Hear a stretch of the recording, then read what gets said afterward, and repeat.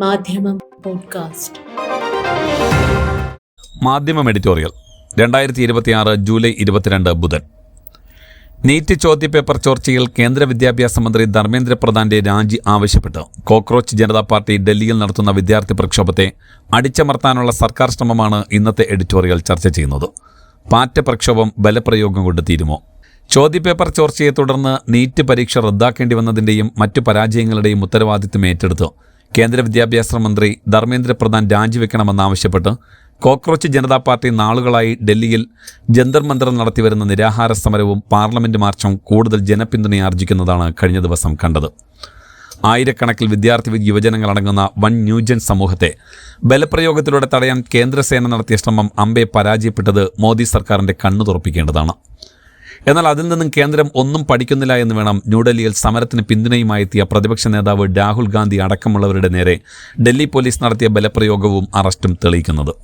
ഡൽഹി പോലീസിന് പുറമെ ആയിരക്കണക്കിന് ദ്രുതകർമ്മസേന ബാരിക്കേഡുകൾ നിരത്തി ജന്തർ മന്ദർ അടച്ചും ഇന്റർനെറ്റ് സേവനം തടഞ്ഞു നടത്തിയ മുന്നൊരുക്കങ്ങളെ തൃണവൽഗണിച്ച് മുന്നോട്ട് നീങ്ങിയ പാറ്റ സംഘം ജന്തർ മന്ദറിന്റെ പരിസരത്തുള്ള മെട്രോ സ്റ്റേഷനുകളിലൂടെ പാഞ്ഞെത്തി തിങ്കളാഴ്ച പാർലമെന്റ് വളഞ്ഞപ്പോൾ കേന്ദ്രസേന തീർത്തും നിസ്സഹായരായി എന്നാണ് റിപ്പോർട്ട്.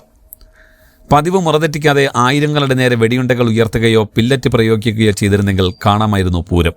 അത്രത്തോളം പോയില്ലെങ്കിലും കണ്ണീർ വാതക പ്രയോഗം ലക്കിൽ ലഗാനുമില്ലാതെ നടത്തി നോക്കാതിരുന്നില്ല പോലീസ് സേന. ഒപ്പം ലാത്തിചാർജും. സ്കൂൾ വിദ്യാർത്ഥികളും വിദ്യാർത്ഥിനികളും അടക്കമുള്ള കൗമാരക്കാരെ പോലീസും സേനയും ചേർന്ന് തല്ലിച്ചതച്ച ചിത്രം ഹൃദയഭേദകമാണ്. രണ്ടും കൽപ്പിച്ച് നിലയുറപ്പിച്ച പ്രക്ഷോഭകാരികൾ പിരിഞ്ഞു പോവാൻ വന്നവരായിരുന്നില്ല. മണിക്കൂറുകൾ നീണ്ട യുദ്ധത്തിൽ 100 പോലീസുകാർക്ക് പരിക്കേറ്റതായാണ് ഔദ്യോഗിക അറിയിപ്പെങ്കിലും സമരം പൊളിക്കാൻ നുഴഞ്ഞുകയറിയവരാണ് അതിന് ഉത്തരവാദികളെന്നാണ് CJP ഭാഷ്യം.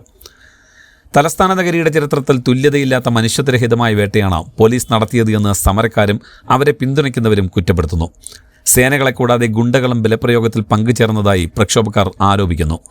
സംഘർഷ സ്ഥലത്ത് ഒരു ലോറിയിൽ നിറയെ കരിങ്കല്ലുകൾ നിറച്ചുകൊണ്ടുവന്നു വെച്ചത് പ്രകോപനത്തിനായിരുന്നു എന്നവർ ചൂണ്ടിക്കാട്ടി. മുമ്പ് പൗരത്വ നിയമ ഭേദഗതിക്കെതിരായ വിദ്യാർത്ഥി പ്രക്ഷോഭത്തെ വഴിതെറ്റിച്ച് കലാപത്തിലേക്ക് വലിച്ചടിച്ച അനുഭവം ഡൽഹിയിലുള്ളതുകൊണ്ട് ഈ ആരോപണത്തെ പൂർണ്ണമായും തള്ളിക്കളയാനുമാവില്ല.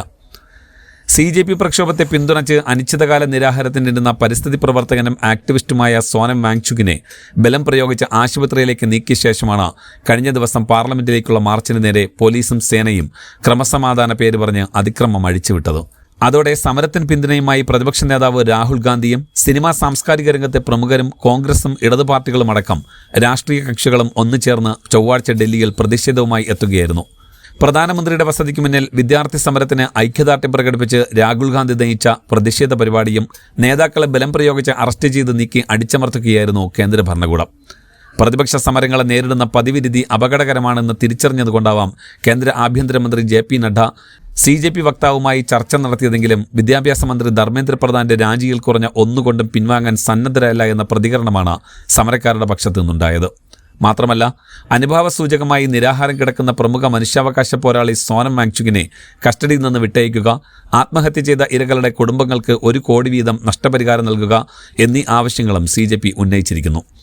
തുടർന്ന് ആഭ്യന്തരമന്ത്രി അമിത്ഷായും വിദ്യാഭ്യാസ മന്ത്രി ധർമ്മേന്ദ്ര പ്രധാനും സുദീർഘമായി ചർച്ച നടത്തിയെങ്കിലും ഒത്തുതീർപ്പിന് വഴിതെളിഞ്ഞില്ല. പ്രതിപക്ഷ സമരങ്ങളെ നിഷ്ഠൂരമായി അടിച്ചമർത്തിയ പാരമ്പര്യം മാത്രമുള്ള മോദി സർക്കാർ വ്യത്യസ്തമായൊരു സമീപനം ഈ സമര പരമ്പരകൾക്ക് നേരെ സ്വീകരിക്കുകയില്ല എന്നാണ് കഴിഞ്ഞ 2 ദിവസങ്ങളിലെ പോലീസ് ആക്ഷനിലൂടെ നൽകുന്ന സൂചന.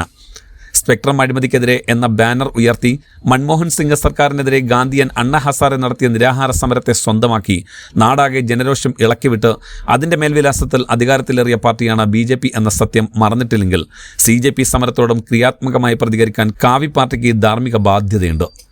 അത്തരമൊരു ധാർമ്മിക സമീപനം നരേന്ദ്രമോദി അമിത്ഷാ ടീമിൽ നിന്ന് പ്രതീക്ഷിക്കുന്നത് ഒരു വേള അർത്ഥശൂന്യമാണെങ്കിലും എന്നാൽ അയൽനാടുകളിൽ സമീപകാലത്ത് അരങ്ങേറിയ വിദ്യാർത്ഥി യുവജന പ്രക്ഷോഭങ്ങൾ എவ்விதമാണ് കലാശിച്ചത് എന്ന് നമ്മുടെ ഭരണാധികാരികൾ ഓർക്കുന്നത് നന്നാവും. സ്വന്തം ശക്തിയിലുള്ള അതിരുകവിഞ്ഞ ആത്മവിശ്വാസവും ഭിന്ന ശബ്ദങ്ങളോടുള്ള പുച്ഛവുമാണ് തീവ്ര ഹിന്ദുത്വ പ്രസ്ഥാനത്തെ നയിക്കുന്നത് എന്നതുകൊണ്ട് ഇപ്പോഴത്തെ പ്രതിസന്ധിക്ക് ശുഭകരമായ പര്യവസാനം കരുതലോടെ മാത്രമേ പ്രതീക്ഷിക്കാനാവൂ. മാധ്യമം പോഡ്കാസ്റ്റ്.